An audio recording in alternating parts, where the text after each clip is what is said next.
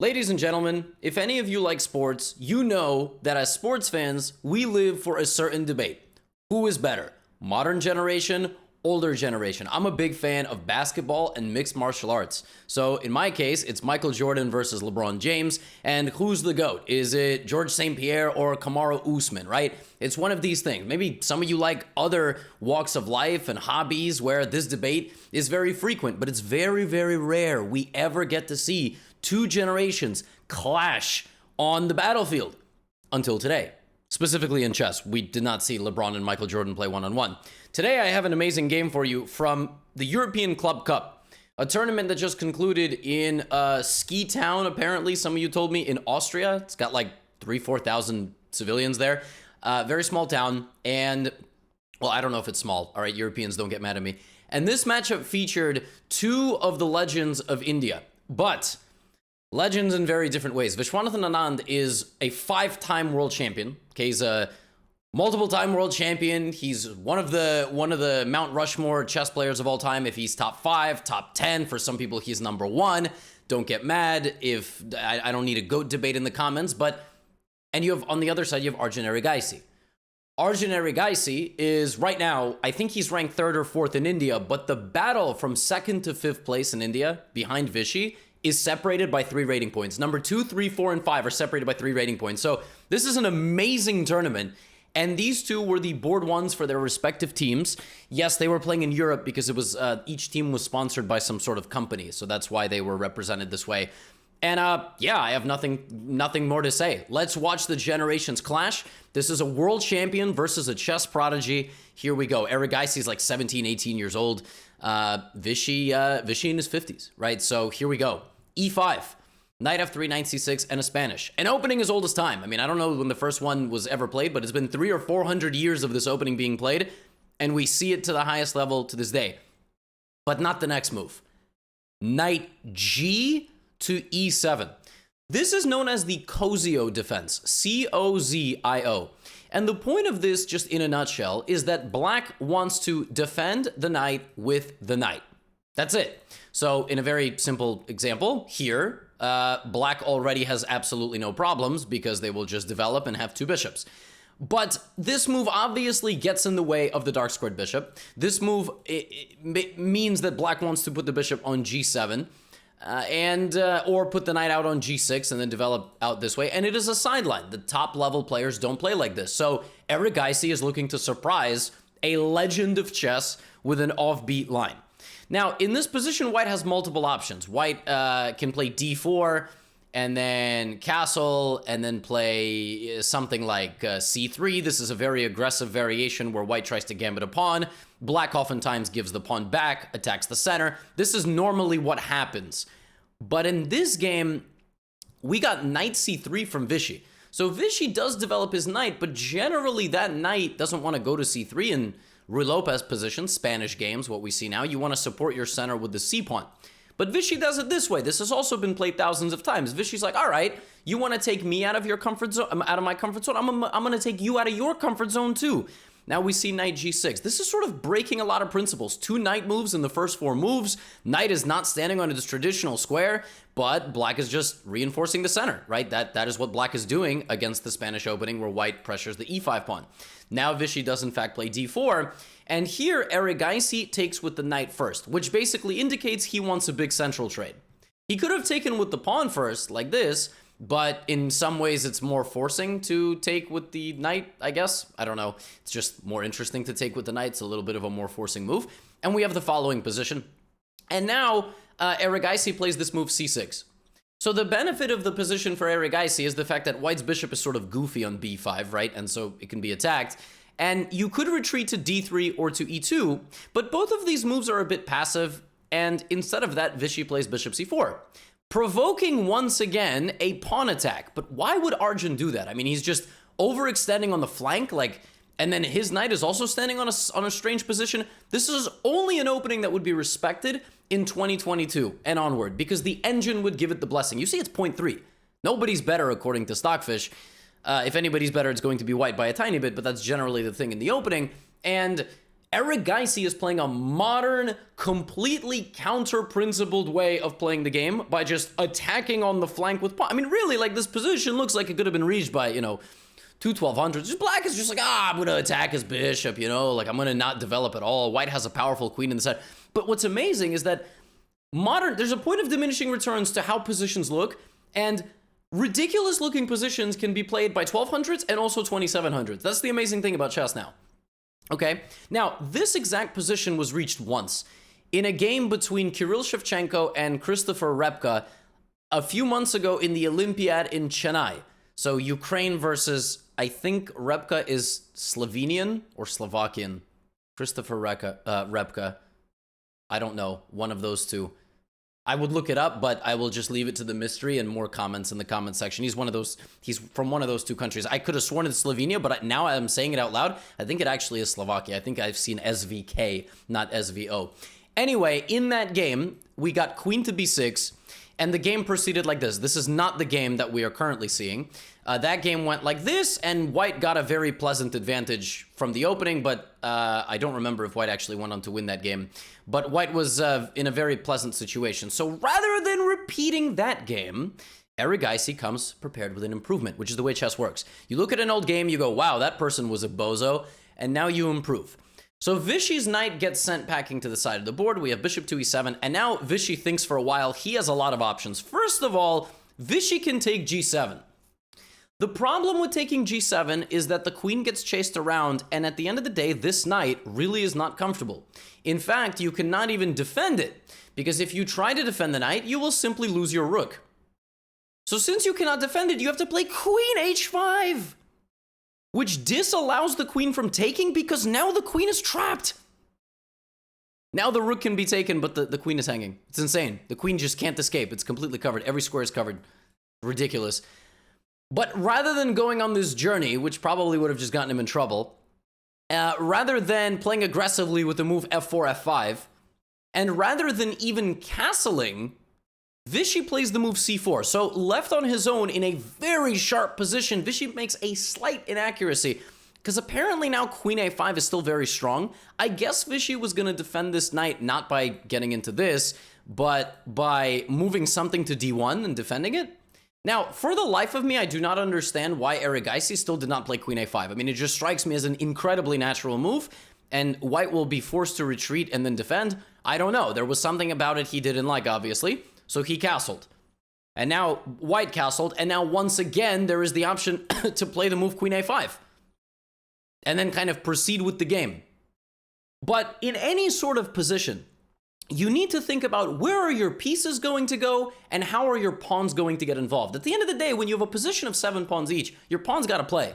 All right, pawn breaks are possible, you know, f5, d5, maybe c5 in the future, a5, b4, like none of this is going to work, so you got to look at some of the other pawns. Now, how about for white? Well, white wants maybe c5, all right, which is going to shut the door, control that square, open up the bishop, hit the pawn. Also, white wants f4, f5. Okay, that's another very common idea. So these are sort of white's major pawn plays. White could break here, could break, but maybe that's not what we want.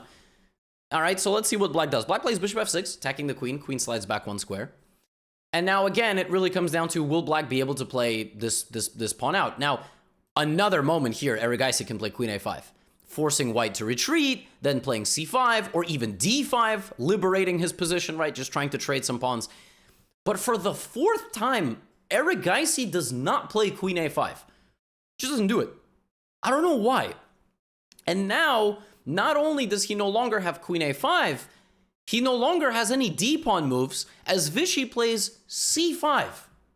c5 leaves this pawn stranded. White has no intention to help black out with this pawn. White is not interested in helping black out. What white is going to do is rely on the pieces standing in front of the pawns. Here's the thing, folks. When you abandon your center, the way Eric Geisy has, the way you occupy the center and then you win the game is with pawns first. Because when pawns work together, they are unbreakable unless you use other pawns. When pawns defend each other and dominate spatially, you cannot get rid of them by sacrificing your pieces. So when you lose out in the center, which is why I kept saying the move d5 has to happen for Arjun, maybe d6 will happen in the future, he has to get that move on the board. When you fail to do that, the person who occupies the center with pawns will often have a big advantage. So queen e7 attacks the pawn, f3, simple chess, bishop e5, and now Vishy, seeing the battle for this area, plays g3, ready to play f4 and e5, just kicking out his opponent. Erigaisi doesn't let that happen. Here comes d5. The idea is that if you play ed, cd, and then grab this pawn thinking you're very smart, black plays bishop b7, and actually it's -5. How is it -5? Because after even something simple, like something like rook a d8, white doesn't have any moves. It's incredible. White doesn't have any moves. White cannot develop because the laser beams are pointed down these files. This knight is still a prisoner on the side of the board, and black will just launch a devastating attack in a few moments. Bishop d4 check is on the way. If you slide out of bishop d4 check, I will still move my bishop and create this threat. You simply cannot defend yourself here. Knight e5 is on the way. So it's a dangerous position, which is why, rather than doing all that, Vishy does this, and after bishop d6, attacks the piece, and now we have the following position. Okay, 18 moves have been played per side. Why is white so much better? White is better here because, again, black overextended on the queen side early. Remember? I'm going to jump back to moves 9, 8, 9, and 10. c6, b5, all of this overextending, and as the game progressed, Erigaisi was unable to actually do anything with those pawns. So the pawns are frozen, and white is about to overrun black in the center, dominating these pieces and these pieces. And then white will try to slowly win these pawns in the long run, right? So if Erigaisi sits around here and basically just relaxes, like just sort of plays absent-minded moves, white is going to play rook c1, trade the queen, trade a piece or two, and then do this and win these pawns and win the game. Like, white is just positionally dominant. So the way you play against someone who is positionally dominant is you start getting dynamic. h5. Erigaisi says, I have the bishops pointed at this side of the board, my queen as well, my knight as well. Let's go, okay? I'm going to start an attack. My 18 points of material will fly down that way. I got no respect for the 5-time world champion. I'm ready to go. Now, the best move here was f5, and I would like to present to you one of the most insane computer lines I have ever seen. Queen c2, this is what Stockfish said should have been played. f4, white sacrifices the bishop on e3 to take the rook in the corner. Black plays this way to go for the white king. White plays bishop g5, deflecting the queen from the defense of the rook. The queen slides out of the way. Now you take the rook. Now they take with check. King h1 and bishop a6, attacking this and the queen. You sack the queen, and then you do this. But at the end of it, there's still a knight hanging over here. And this is what the computer gave as a potential sequence of moves that would have led to an actually balanced game. It's point 1. Yeah, the players didn't see that, or maybe they had some different calculations after f5, which is why Erigaisi plays h5 instead. Now, here comes knight c5, galloping in, and h4 here looked really natural, but then Vishy would have played this and controlled that square. So Vishy played the move knight c5 to defend the pawn on e4 to play f4. That's what he wants. He wants to block these pieces out and defend his pawn, which is why now knight e5, and now f4 would lead to knight g4. So f4 is not as strong. You're still going to have to play it at some moment. h4, here comes f4. Now, another very important moment for Erigaisi as he's trying to attack the legend, the tiger from Madras, okay? So hg3 here is an idea, with the intention to sack the knight and get this bulldozer, but the threat here for black is very deceiving. The threat here for black is not to take the pawn with check. The threat for black is to shut the door on the defenses of this pawn. And now that battery is devastating and white is completely lost. That is the idea. Now, of course, white can defend against this idea, and also Erigaisi's like, I kind of don't want to sack a knight, so I'm going to go here. Best move by Vishy, moving out of the way of the knight, and also not giving up a bishop yet. He doesn't want to just do this because that invites more problems. That just invites more problems. So he plays bishop d4, and now Erigaisi plays rook d8. Rook d8 has a couple of ideas. Idea number 1 is pressure on the bishop, potential sacrifices lurking, like over here. The second idea is to maybe rook lift. Maybe. Rook d6, rook h6, just for the future. Good to keep this in mind. And just so you understand, like, if rook c1 was played here, you very well might sacrifice, not right away, but it's certainly an idea, which is why he plays knight a4. Now after knight a4, there is no bishop to b6, so the move knight a4 happens, and life is good. And now is a very tough spot for Erigaisi. He has a couple of options. He can take on g3, which is what he should have done. He can also play rook d6 now and rook h6. And the fascinating thing is, bishop c5 pins him, but the attack is still so strong over here that it's really far from clear. But it seems like the best plan for sure was to take, and then check out this. Boom! Sacrificing the bishop! Opening up the position for the king and rook d6. And the engine evaluates this attack as absolutely not worse for black whatsoever, despite being a full piece down for one pawn. One pawn! White has to play only move here, bishop c4, okay? And I don't even understand why this is the best move. Like, for instance, if you play this move, the attack just roars in. And this knight is not playing. And the king for white is wide open, literally wide open. So Erigaisi apparently had to sack the bishop on f4 with bishop f4 and then play rook d6. That's what he should have done. Instead of that, Erigaisi sacks the knight. He sacrifices the knight. The idea of this move is to bait the white king out. White has to take. White doesn't have a choice here, okay? But white doesn't have a choice. He sacks a piece this way to lure the king out, all right? Follow the breadcrumbs. But if you take queen g5 and it's uncapturable, and then the attack rages in, and I mean, you just lose. I guess it's just, yeah, it's mate no matter where you go. It's mate or it's mate, okay? So that was Erigaisi's plan.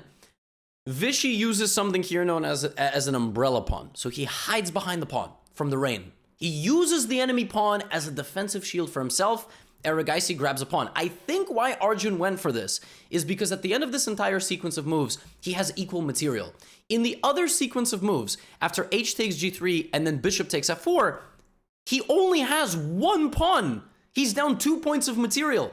But apparently he doesn't know the eval is 0, so he's not sure by this. But the way he does it, he's losing. But why is he losing? He's losing for one and only one reason. And he's losing because of time. He's losing because here, Vishy changes the pace of the game completely. Vishy now will not allow bishop h3 check and queen h4, okay? Which can happen, okay? Like bishop h3 check here could be very, very scary for white to, like, maybe the white king escapes. No, it doesn't. So turns out that after, I apologize. You can't even play queen h4. You have to start with queen h4. Okay, you see, this is why I spectate the game, and you and I spectate, and I'm bringing you in with me. You also blundered that. Yeah, I was just sort of absent-mindedly saying queen h4 and bishop h3, and then I decided to blunder, Arjun Erigaisi's queen. Okay, so rather than that, let's go rook d6, rook h6 first. Yes, we still maintain order, and now bishop h3 very much is a threat, okay? It very much is a threat. Even after e5, you have bishop h3, rook h6, queen h4. Thank God. No one's hanging any... Look, I promise. Promise I'm not totally insane. Just decided to jump the gun and lose a queen in one move. No big deal. Not gonna edit it out. You're allowed to make fun of me. But Vishy's better than I am. Erigaisi's better than I am. Better than you as well. I'm just bringing you down for the ride with me. Vishy's winning this game because of time. And here's why. This move. This move now prevents any rook lifts, hits the queen, and if black moves the queen anywhere, then white now will take the rook and seize back control of the game with the move rook to h1, completely occupying both squares, and one piece will not do any damage to the white king. So, bishop c5. And this is where Erigaisi realized that he had made an inaccuracy, a mistake. He decided to get wacky and wild by sacrificing his queen for 2 rooks. The problem is, white's attack rages onward, okay? And you can take the rook here, but notice that Vishy didn't take the rook here because after rook e2, he would have been in some serious trouble. This pawn was coming in, okay? Rook c2 still defends the bishop, and g2 is on the way. It's still possible to lose this while your knight is drunkenly standing on the edge of the board. So, bishop c4 played. Rook c1, and now here, Vishy plays an amazing move. He has a bishop, another bishop, a queen, a rook, a knight. He plays the move king to f3. King f3 is a savage move. The point of king to f3 is that you straight up attack a bishop, but you also get out of checking distance. And if the bishop spends time going to e5, now we take, and you are unable to push. So king f3, king h7 the response, so that if queen takes a8 is played, you try to sneak the pawn through, but unfortunately it's too little too late. Bishop c5 comes back to defend, and even though Arjun does successfully get his queen, because after bishop takes, there is this, Vishy was a step ahead, brings back the queen to give a check, and Erigaisi resigned because he was going to lose his queen and ultimately be down too much material to save the game. And the world champion defeated the Prodigy. And it's very epic because these are both players from the same country, right? Like, these are not players, this is not like Vishy playing another young prodigy. This is like the pride of India, the potential future #1. Vishy says, not so fast, young gun. This was a pretty amazing game because it started with an extremely interesting opening, a very provocative opening that I'm not sure you checked the last time that Vishy played against the Kozio. Really, check it. I don't know. Tell me in the comments. Go to ChessBase, find something. I don't know, chessgames.com. I don't know when the last time it was. And so you got to give credit to Erigaisi for playing super cutting-edge stuff, like an improvement over a game played a few months ago, getting a very interesting and provocative position, but handling it worse than his opponent. Not understanding quite the dynamics necessary to deal with these kind of pawn levers and blockades, and Vishy just seizing control of the game and really never letting it go. But still, I mean, look at this. I mean, Erigaisi played with fire. He played with passion. And you could argue right here, if he had not sacrificed the knight, if he had sacrificed the bishop instead, we could be having a totally different video. So, hope you enjoyed the game. I hope I get to cover some more games from the European Club Cup and more stories. And just very cool to see. We don't see a lot of these, and we do sometimes see Magnus playing, for example, against Ari and Tari or some of the other players from Norway, but Erigaisi has a very legitimate case of being a future world champion challenger and a potential 2800, right? I think Tari's top rating is 2690. Ari and Tari is in a really tough spot because the GOAT is the #1 of his country. That's like, arguably the GOAT, right? Like, it's tied in a tough situation. So if Arian continues to work 27, 20, 30, 40, and so on, and keeps grinding and maybe gets there, that'll be cool. But here we have a case of 28 points being separated between these two, right? So it's an amazing story to see. Hope you enjoyed the video. I'll see you in the next one. Get out of here. You know the drill.